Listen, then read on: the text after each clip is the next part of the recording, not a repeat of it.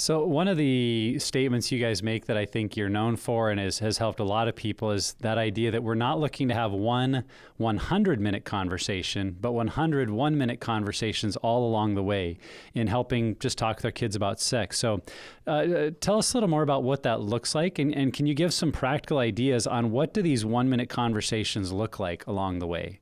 They could be things like, that's a great question. I wish when I was your age, I could have asked my mom and dad that question, but I didn't feel safe to ask that question. So, or this is how pornography hurts the brain, because when I was young, I saw it and it really hurt my brain and it didn't help me to manage my sexuality better. Or again, they could just be a number of things that could be age appropriate. And I always think a sense of humor is good. Don't be afraid to laugh at yourself or to think of things in a way that kind of just brings joy in the conversation. And I think utilizing just those everyday things like you were talking about, Nick, watching a television show, maybe you're watching it with them, then you get to have conversation about it. If you got making a snack, walking the dog, whatever, those are more like relaxed times when you're already relating, where you can have the conversation. I think definitely when you're driving in a car, because like, especially as they get older, we're facing forward. We don't have to face each other and have this intense conversation. We can have more of a casual conversation about things. So it's time to bring up things. Yeah, you might feel a little more uncomfortable about.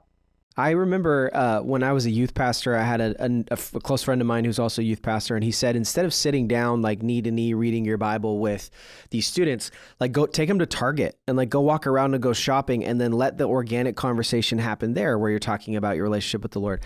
And I've noticed this even with Brady specifically, that if we're playing soccer or we're doing something outside or we're doing something like building a Lego, those are the times where he can be locked into something sort of distracting, but is engaged with the conversation more so than like, hey, will you sit down and talk with me? He's like, no, I want to go outside. I want to go play soccer. I want to go do something else.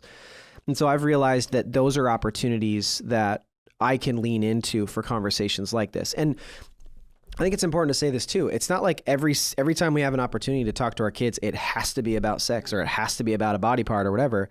But just know that sometimes it's okay to bring that up and make that kind of like the normal, it's in the normal Rolodex of topics that you're discussing with your kids. Right. And every family is going to be a little different. Totally. So you're going to have some kids that ask a million questions and some kids that never ask question, and so you got to get creative.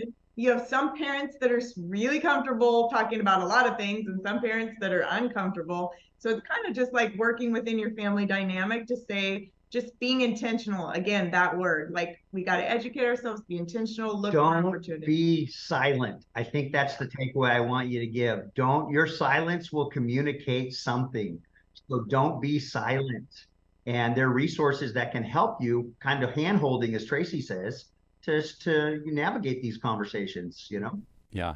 You used the word building blocks, Rodney, and I think about the 1-minute conversations, the way they can become building blocks. And so one of the things I'm doing right now with my boys who are 14 and 11 is to have conversations that go like this. Hey, we've talked about that YouTube can sometimes have inappropriate videos and we need to be careful of that. And you said that hasn't happened, but I'm just wondering, it's been a while since we've talked about it. Has anything come up or anything we need to talk about? And typically their answer is no, but I really am.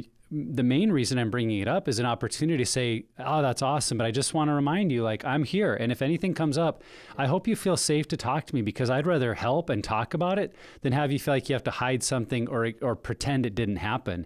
And I think looking for opportunities to reaffirm, yes. I'm safe. Yep. It's okay to bring up. And if we just say it one time and then never say it again, I think there can be questions like, well, I know my dad said I could bring it up, but that was the only time we talked about it. It's been a year. Just looking for moments, say, I just want to remind you, you can come to me with that and I'm not going to punish you. I'm going to help you. And we're going to strategize because I want you to be able to play your games or watch your Dude Perfect videos. We'll strategize how to use those in a healthy way together.